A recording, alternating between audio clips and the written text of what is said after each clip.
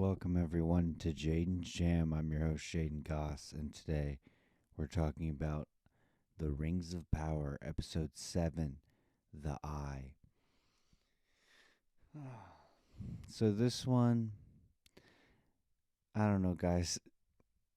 I'm For context purposes, I've been a little mixed on this show. I feel like it's a pretty good show, but I feel like the pacing is all over the place, and this episode is all over the place for me, pacing wise. I feel like we're just treading water. Like, the plot itself never really moves anywhere. It's, I feel like it's unnecessary push and pull with all these storylines every single episode. And I really liked last week,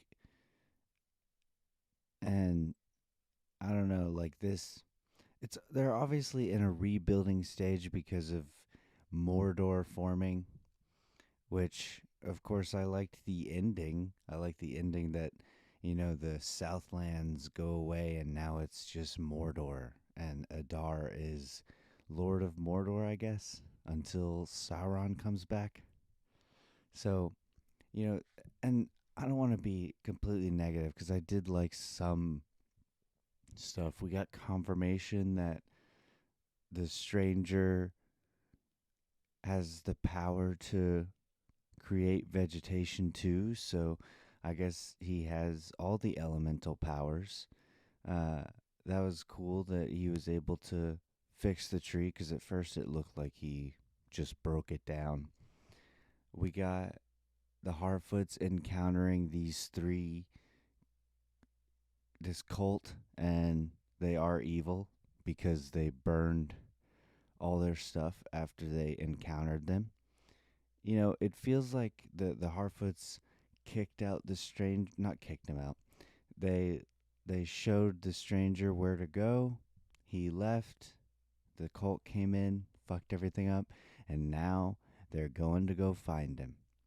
So it's like, I don't know. I think it's just too similar in storyline to the movies to where I'm like, okay, so here we go. The Harfoots, or the Hobbits, are going on a journey, not to throw a ring in a volcano, but to find a stranger. Like, it's like, I don't know. This show's starting to lose me now. I just feel like every time we take a step forward, we take two steps back, and I feel like this episode was two steps back. I will say the acting is probably the best we've seen in this episode out of the whole show. Elendil has a great moment where, he thinks his son's dead. His son's not dead. Isildur's not dead. But he thinks his son's dead, and there's a moment where Miriel, which, by the way, really cool development that she's now blind. Like, characters are forever changed by what happened with Mordor forming, with the Mount Doom exploding or whatever. Like, characters are forever changed. I like that.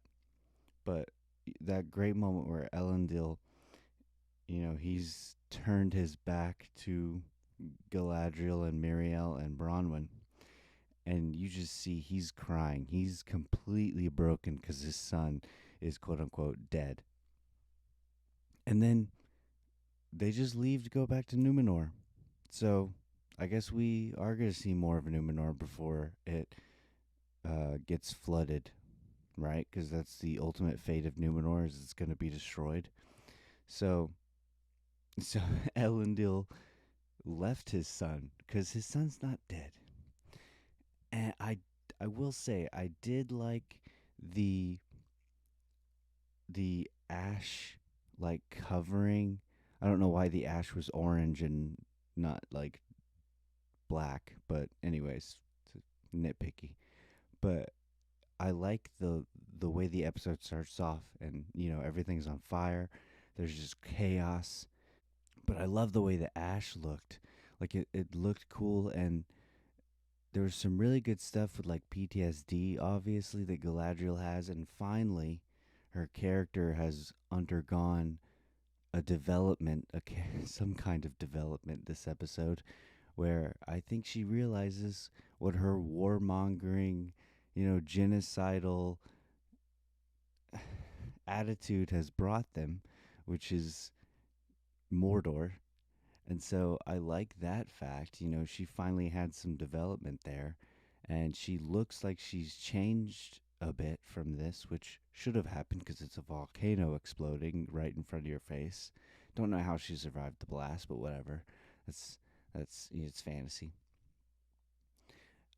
And I honestly thought that, you know, Elendil lets the horse go, Barrack, and I honestly thought by the end of the episode, because I didn't know that they were just gonna immediately up and leave, but I thought the horse was gonna bring back Isildur.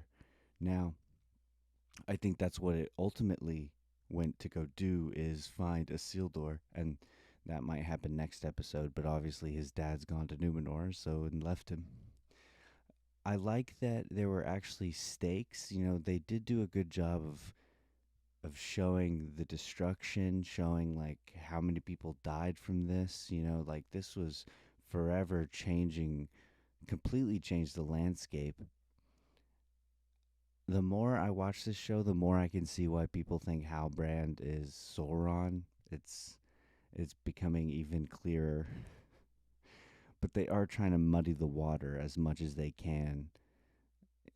I feel like it's going to be a weird reveal eventually, because it's going to be like, well, what about all these other times, all this other information? But it's like, nah, don't worry about that shit. That's what I feel like this show does a lot of, is, nah, don't worry about that.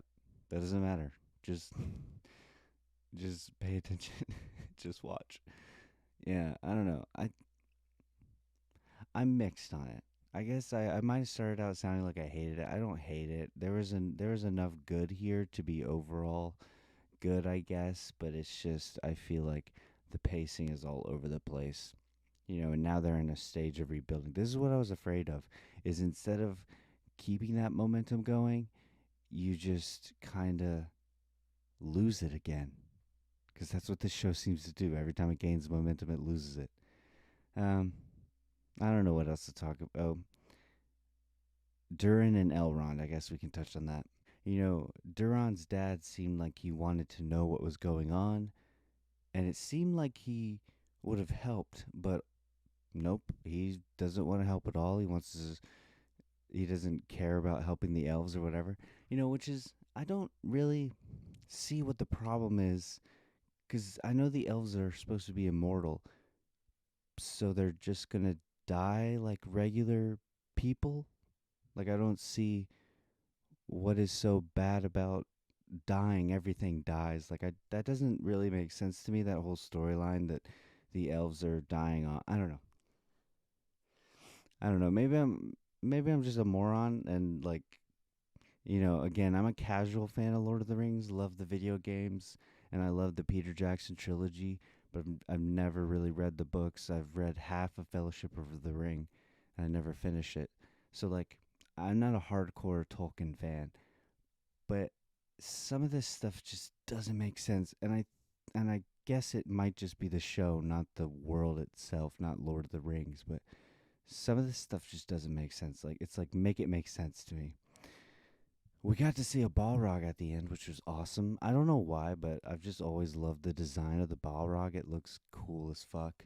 And just seeing it, like that deep down in the mine is a Balrog that they're going to have to fight eventually. That's cool to see. But again, that just felt like fan service to people who have watched the movies and know what a Balrog is. But yeah, I don't know. I didn't really like the Elrond. I like the Elrond Durin dynamic, and I feel like there's again a lot of great acting from Durin. You can tell that he's heartbroken that he can't help the elves, and he really wants to help them. He even goes against his dad. Like all great acting. Even Elrond, um, young Ned Stark. Great acting all around. Robert Aramayo, I think is his name. Uh, great acting all around, but I think I just found this episode boring. I think that might be the problem. I just found it boring. But yeah, I mean, the next week's the finale. Something's got to happen.